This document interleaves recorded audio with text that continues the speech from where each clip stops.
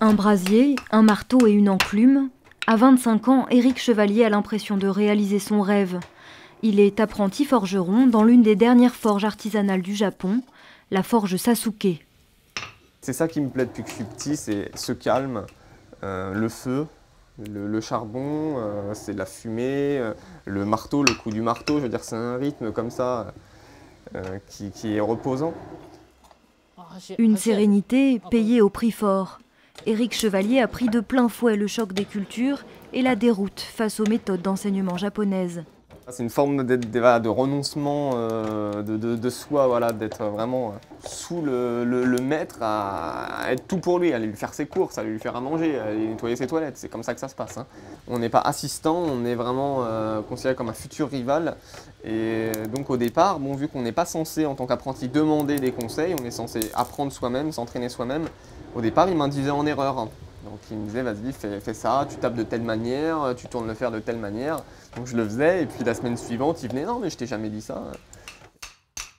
Pourtant, le maître et l'élève forment désormais un vieux couple qui n'a plus besoin de mots pour se comprendre. Les deux hommes ont appris à se respecter et à accepter leurs différences. Contrairement aux Japonais, Éric exprime souvent ce qu'il pense. Je trouve que cette franchise facilite le travail, même si elle peut parfois être un peu gênante.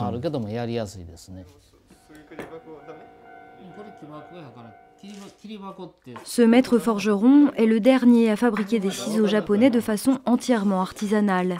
Il a accepté de prendre Éric Chevalier sous son aile, qui a ainsi débarqué à Sakai il y a un peu plus de 2 ans.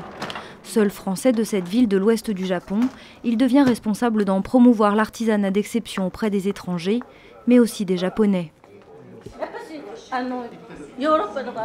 Est-ce que les ciseaux japonais sont vraiment différents des ciseaux occidentaux ? Les lames japonaises sont celles qui coupent le mieux au monde.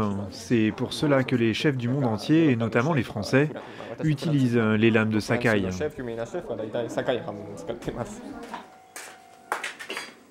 Avec les années, Éric Chevalier compte perfectionner sa technique, peut-être fabriquer un jour ses propres ciseaux.